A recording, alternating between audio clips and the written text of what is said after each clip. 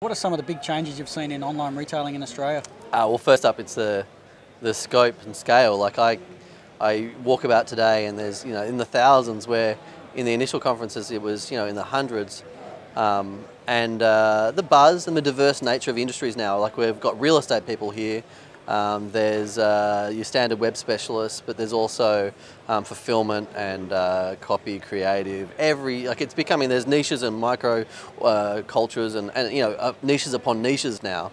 And it's amazing the amount of I guess jobs and industry creation that's going on off the back of e-commerce in Australia. So I think that's really exciting. That the concept of retail space and selling space is evolving. So it's about how brands can use their retail presence to maximise their connections with customers, and that might not mean that you need 4,000 square metres of space. It might mean that you need a quarter or a tenth of that to capture the customers, to engage them, and then you can diversify and grow the relationship online and through various other channels. The other thing too, in a nascent industry like e-commerce in Australia, because it's not nascent anywhere else, but now it's strongly growing, is the seriousness. I mean, I think when an industry first grows, everyone's very diligent. It's all about best practice. It's all about catching up. What I'm excited about now is how our industry in Australia, leads. I want us to lead in at least some areas of our endeavours and some areas of the business. I want us to see Australians up there, and I think that's exciting, right? Yeah. Imagining how we can be cutting edge, as opposed to we're like the UK, we're like the US. Yeah. What are some of the signatures, I guess, that define a good online retailer? I think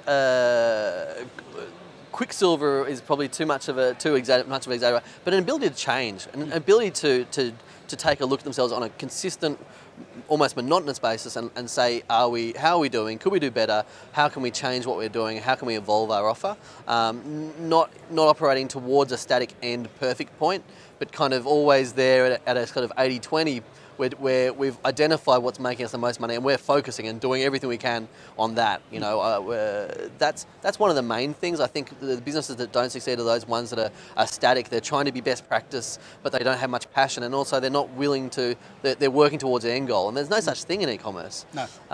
And I think there's aggression is probably, again, an exaggeration in terms of a word, but the ones that are willing to get down and dirty and make an exciting experience for their customers, and also push the envelope in terms of marketing, customer acquisition, to actively grow their market share and exceed their competitors. I think that makes for a thriving industry, but it also makes for leaders in the industry that others look up to and aspire to, and it brings up the whole level of the game, I think.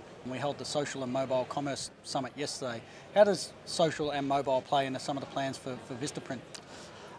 So social and mobile, both very hot topics for our industry in general, and mobile was perhaps last year's hot topic, and this year's hot topic might be big data, but social. But in terms of the enduring nature of both those, social and mobile, I think for me, from my perspective, social is one of those things that everyone goes, wow, I can save money by engaging a fan base and getting some of our more junior staff working on our social media channels. That's just not the case. So I'm be very clear, I'm not saying that that's the place to save money. In fact, a good social offer done well is probably going to be more expensive.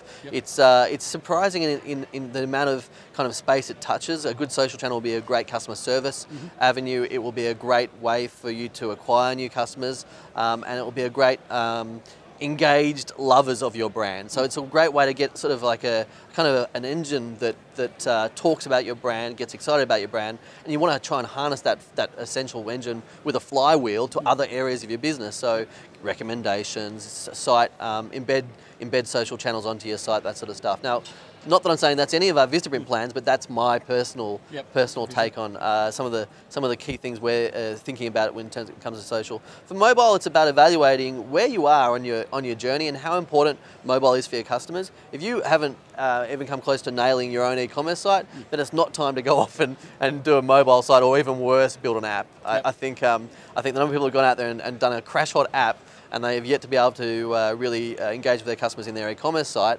I think that's the wrong direction. So understand, is there a massive demand amongst your customers for mobile? And if that's the case, you're going to have to address it, probably sooner rather than later. But get the basics right with your own your web presence first, and either scale that into mobile or optimize it into mobile. All right. Well, thank you very much, Dan. My absolute pleasure, Grant. It's always a pleasure.